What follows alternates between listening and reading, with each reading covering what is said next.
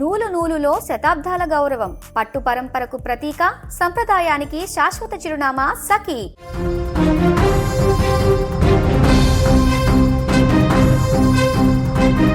Gulf దేశాలపై Iran పంజా విసురుతోంది. ఎప్పుడు ప్రశాంతంగా ఉండే ఖతార్పై ఇరాన్ మిస్సైళ్ల దాడులు చేస్తోంది. ఖతార్పై దాడి వెనుక ప్రపంచ ఆర్థిక వ్యవస్థ వెన్నెముకను విరిచేసే కుట్ర చేస్తోంది ఇరాన్. ఖతార్పై దాడి ప్రపంచ దేశాలను ఎలా సంక్షోభంలోకి నెడుతోంది? ఖతార్ వద్ద ఉన్న అత్యంత శక్తివంతమైన ఇంధనం ఏంటి? ఖతార్పై దాడితో భారత్ ఎందుకు భయపడుతోంది? ఈ వీడియోలో తెలుసుకుందాం. ఖతార్లోని అత్యంత కీలకమైన రాస్ లఫాన్ ఇండస్ట్రియల్ సిటీ ఇప్పుడు శ్మశానాన్ని తలపిస్తోంది. ఇరాన్ ప్రయోగించిన క్షిపణులు నిప్పుల వర్షం కురిపించాయి. రాస్ లఫాన్ ఇది సాధారణ ప్రదేశం కాదు. ప్రపంచంలోనే అతిపెద్ద లిక్విఫైడ్ న్యాచురల్ గ్యాస్ ఉత్పత్తి కేంద్రం. భూమిపై ఉన్న అతిపెద్ద ఇంధన వనరుల్లో ఒకటి. అలాంటి పవిత్రమైన ఇంధన క్షేత్రంపై ఇరాన్ దాడి చేసిందంటే దాని ఉద్దేశం స్పష్టంగా కనిపిస్తోంది. ప్రపంచాన్ని ఇంధన సంక్షోభంలోకి నెట్టడం. ఖతార్ ఎనర్జీ అధికారికంగా ప్రకటించింది.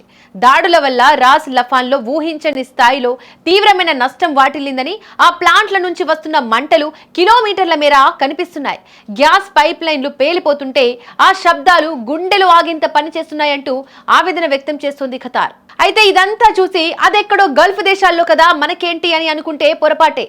ఈ దాడుల వల్ల అత్యంత ఘోరంగా నష్టపోయే దేశాల్లో భారతే ముందు వరుసలో ఉంది. అవును, ఇది భారత్ గుండెల్లో ఆందోళన కలిగిస్తున్న వార్త. మన దేశం తన అవసరాలకు కావలసిన ఎల్ఎన్జీ లిక్విఫైడ్ న్యాచురల్ గ్యాస్లో సింహభాగం కేవలం ఖతార్ నుంచే దిగుమతి చేసుకుంటుంది. ఇప్పుడు రాస్ లఫాన్ ప్లాంట్ ధ్వంసం అవడం వల్ల భారత్కు గ్యాస్ సరఫరా పూర్తిగా నిలిచిపోయే ప్రమాదం ఉంది. ఒకవేళ అదే కనుక జరిగితే వంటింట్లోని ఎల్పిజి గ్యాస్ ధరలు ఆకాశాన్ని తాకుతాయి. సిఎన్జి వాహనాల రవాణా స్తంభిస్తుంది. నిత్యావసరాల ధరలు పెరుగుతాయి. గ్యాస్ ఆధారిత విద్యుత్ ప్లాంట్లు మూతపడి దేశవ్యాప్తంగా కరెంటు కోతలు విపరీతంగా పెరుగుతాయి. పరిశ్రమలకు గ్యాస్ అందక ఉపాధి దెబ్బతింటుంది. మొత్తానికి భారత ఆర్థిక వ్యవస్థ కుదేలయ్యే పరిస్థితి వస్తుంది. ఇది కేవలం భారత్ మాత్రమే కాదు, ప్రపంచవ్యాప్తంగా గ్యాస్ ధరలు ఇప్పటికే మండిపోతున్నాయి. యూరప్ దేశాలు చలికాలంలో గడ్డ కట్టిపోయే ప్రమాదం ఉంది. ఇరాన్ చేసిన ఈ పనితో గల్ఫ్ దేశాలన్నీ ఇప్పుడు యుద్ధ ప్రాతిపదికన అలర్ట్ అయ్యాయి. అమెరికా తన నౌకాదళాన్ని రంగంలోకి దించింది. ఖతార్పై దాడి అంటే అది ప్రపంచ ఇంధన భద్రతపై దాడిగానే పరిగణించాలి. ఇరాన్ చర్యలు చూస్తుంటే ఇది ఇక్కడితో ఆగేలా లేదు. సౌదీ అరేబియా, యుఏఈ వంటి ఇతర చమురు దేశాలు కూడా ఇప్పుడు ఇరాన్ టార్గెట్లో ఉన్నాయని భయం పట్టుకుంది. ఈ యుద్ధం కనుక తీవ్రమైతే మూడో ప్రపంచ యుద్ధానికి దారితీసినా ఆశ్చర్యపోనక్కర్లేదు. ఇదిలా ఉంటే ఇరాన్ పొరుగు దేశాలపై చేస్తున్న దాడులను తక్షణమే నిలిపివేయాలని 12 అరబ్ ఇస్లామిక్ దేశాలు పిలుపునిచ్చాయి. అంతర్జాతీయ చట్టాలను గౌరవించాలని అవి టెహ్రాన్కు సూచించాయి. సౌదీ రాజధాని రియాద్లో జరిగిన ఆయా దేశాల విదేశాంగ మంత్రుల సమావేశం ఈ మేరకు సంయుక్త ప్రకటన విడుదల చేసింది. ఇరాన్ నివాస ప్రాంతాలు, పౌర వసతులు, చమురు క్షేత్రాలు, నీటి శుద్ధి ప్లాంట్లు, ఎయిర్పోర్ట్లను లక్ష్యంగా చేసుకుంటుందని ఆరోపించాయి. వెంటనే దాడులు ఆపేయాలని, లేదంటే తమ వద్ద కూడా దాడులు చేసే సత్తా ఉందంటూ ఇరాన్కు వార్నింగ్ ఇచ్చాయి. ఇక మొత్తానికి చిన్న అగ్నిజ్వాలలా మొదలైన ఈ యుద్ధం ఇప్పుడు అణుబాంబ్లా పేలే ప్రమాదం ఉంది. ఇరాన్ ఇలాగే గల్ఫ్ కంట్రీలపై దాడులు చేస్తే ప్రపంచ వ్యాప్తంగా తీవ్ర సంక్షోభం నెలకొంటోంది.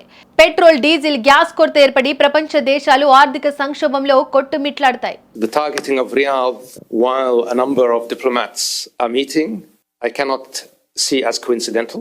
And I think that's the clearest signal of how Iran feels about diplomacy. It doesn't believe in talking to its neighbors. It tries to pressure its neighbors. The kingdom is not going to succumb to pressure. On the contrary, this pressure will backfire politically, will backfire, I believe, morally, and certainly, as we have stated quite clearly, we have reserved the right to take military actions if deemed necessary. The leadership of the kingdom will take the necessary decision. We will not shy away from protecting our country. The main point here is that the Iranians continue to target economic resources and continue attack